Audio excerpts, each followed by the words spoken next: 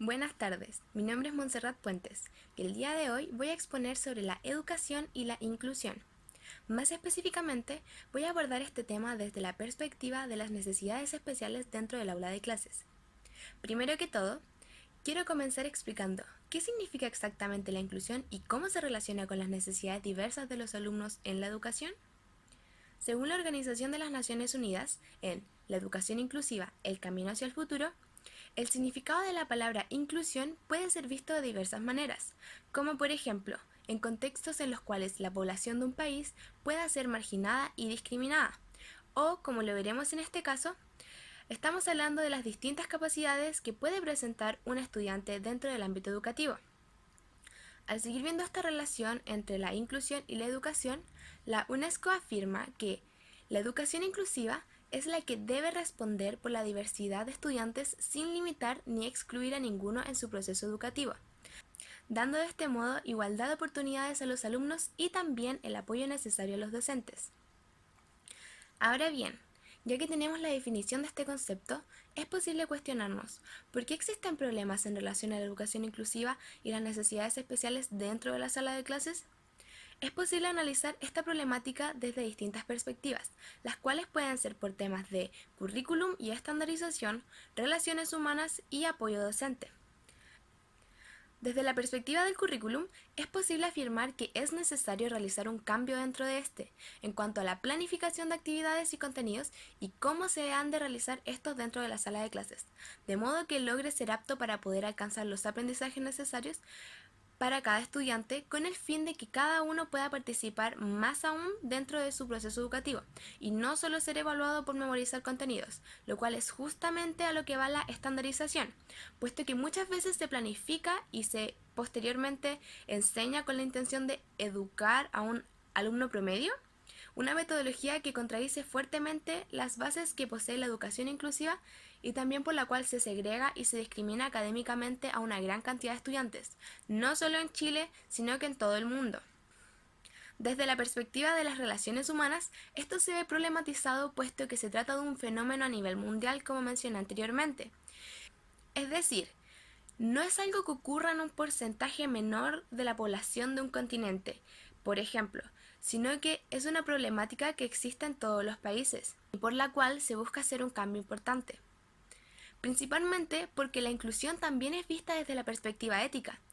ya que a pesar de ser un tema importante, muchas veces se deja de lado como si se tratase de simples palabras, pero realmente se está tratando con seres humanos, y más aún, personas con el mismo derecho de aprender que poseen todos. Una forma de visualizarlo es mediante la ética utilitarista, la cual busca el bien común para la mayor cantidad de personas posibles. El marginar y discriminar estudiantes por tener necesidades especiales o diversas contradice directamente la perspectiva utilitarista y simplemente beneficia a los alumnos que sean considerados dentro del estándar educativo. Por último, esta problemática se puede analizar desde la perspectiva del apoyo por y para los docentes, la cual voy a explicar en base a la siguiente cita de la Organización de las Naciones Unidas, la cual señala que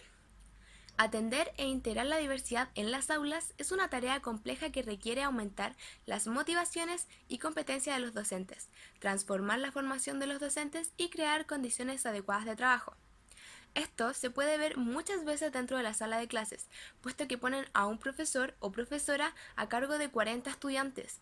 algo bastante complicado de manejar si no se le han dado las herramientas necesarias para lograr educar a cada uno de los alumnos.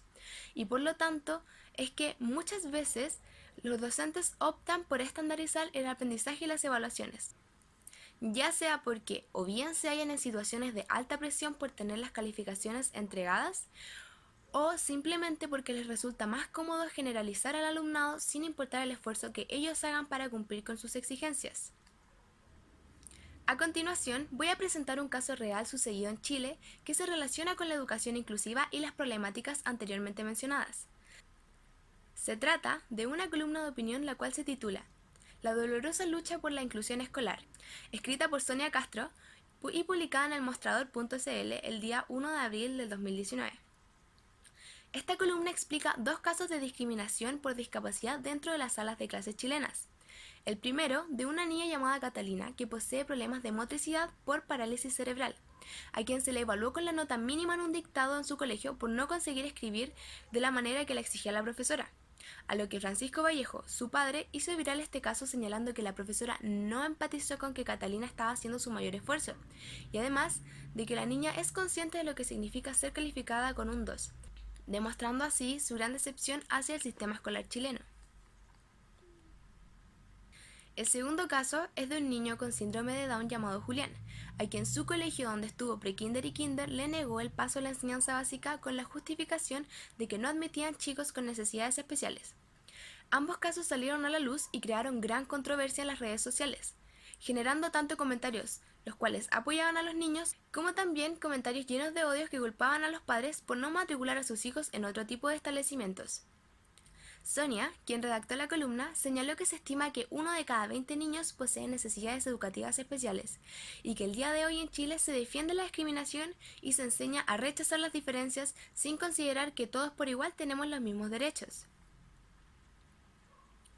A partir de los casos recién vistos, voy a sugerir 3 ideas de la pedagogía crítica con la intención de analizar y reflexionar en cuanto a cómo se podría mejorar o incluso evitar este tipo de problemáticas con el fin de conseguir una educación integral para todos por igual. La primera idea clave corresponde a empoderar al estudiante, ya que se trata de quizá el motivo principal de la pedagogía crítica, puesto que educar de manera de que quien esté aprendiendo logre cuestionar todo lo que se le está enseñando y de este modo no siga una estructura es sumamente importante, ya que así el estudiante no se hegemoniza en relación al resto de los alumnos.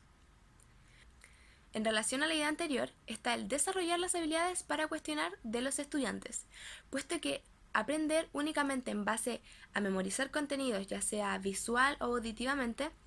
el aprendizaje que posee el estudiante no va a llegar a ser realmente fructífero y muchas veces se utiliza esta metodología para lograr conseguir calificaciones buenas. La verdadera intención de esta idea clave es lograr que mediante las distintas metodologías de enseñanza los alumnos reflexionen y puedan discernir sobre aquello que están aprendiendo,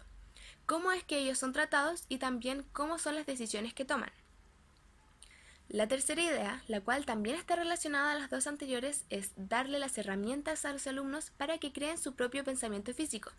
Y, si bien puede sonar similar con las otras dos ideas, la diferencia de esta es que sugiere que ya al haber aprendido que no existe una perspectiva única y correcta sobre cómo funciona el mundo, estos aprendizajes le servirán al estudiante para aplicar en su vida diaria. El ejercicio de reflexionar, cuestionar e incluso desafiar les serán útiles para nutrir su pensamiento crítico.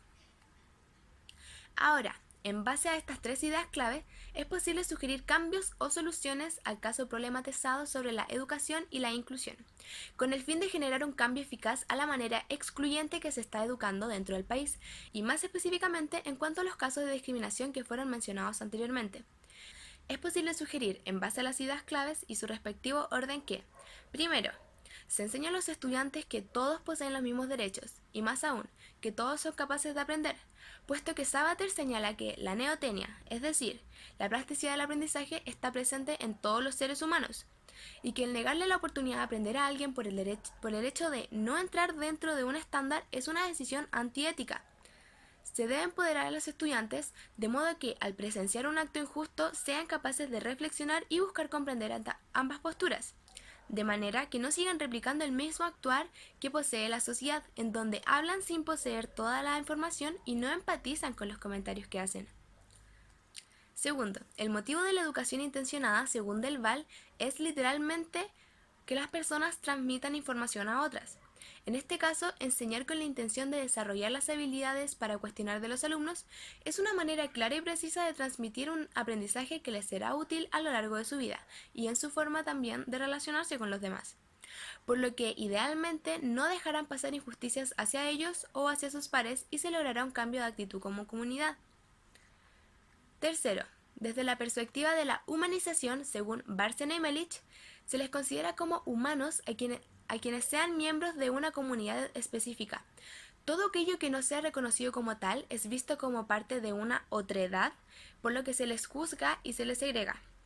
En este caso, al estandarizar tanto la educación, se excluye terminantemente a todos aquellos que no entren dentro de un promedio en el cual se puedan realizar las mismas actividades o se les puede exigir de la misma manera que a la mayoría de los alumnos.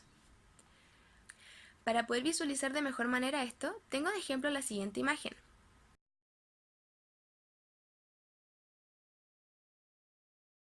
Como se puede ver, todas poseemos habilidades y necesidades distintas, pero el sistema educativo no flexibiliza con cada uno de los alumnos, más bien los ve como un grupo. Si realmente se busca realizar un cambio, hay que dar las herramientas para que los estudiantes logren pensar críticamente y comprender que la manera que se les está educando no es la más justa, y mucho menos con sus compañeros a los que se les perjudica por tener otro tipo de necesidades. Como conclusión y resolución de los casos anteriores, opino que la manera de generar un cambio dentro de la sociedad es comenzar a aplicar la pedagogía crítica desde temprana edad, evitando completamente educar en base a los prejuicios y la discriminación, ya que todo ese odio hace que la sociedad actual no pueda avanzar, pero si se educase de manera distinta y se diera las herramientas necesarias a los estudiantes para pensar de manera crítica, muchas de estas situaciones de discriminación se acabarían. En el caso de Julián y Catalina, siempre es posible empatizar, más aún si se trata de los educadores quienes deben hacerlo. Y lo más óptimo, en el caso de Catalina, es que se le realice otro tipo de evaluación. Quizá no de escritura con la misma exigencia que los demás estudiantes, o tal vez incluso realizar algún tipo de evaluación de tipo oral, ya que la alumna se estaba esforzando y eso no se vio en la nota que le puso el profesor,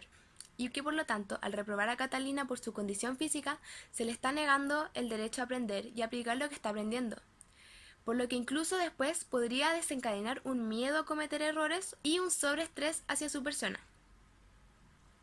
En el caso de Julián, el colegio debería prepararse de mejor manera o inclusive dar otro tipo de soluciones, en vez de negarle directamente el paso a la enseñanza básica solo por su condición. Este tipo de actitudes demuestran la falta de pensamiento crítico dentro de la sociedad y cómo se suele juzgar a quienes piensan u opinan fuera del estándar existente. No solo educativo, sino que también un estándar social que está lleno de malestares y estrés, como fue visto en los comentarios hechos en las redes sociales hacia los padres de estos dos niños. Espero realmente que se logre realizar un cambio, porque hablar sobre lo que vive el otro es realmente fácil, pero cuestionarse las cosas, empatizar, reflexionar sobre las acciones propias y de los demás y además discernir en cuanto a cómo mejorarlo, es en verdad lo más difícil. Sin embargo, no es algo que yo considere que sea imposible. Muchas gracias por su atención.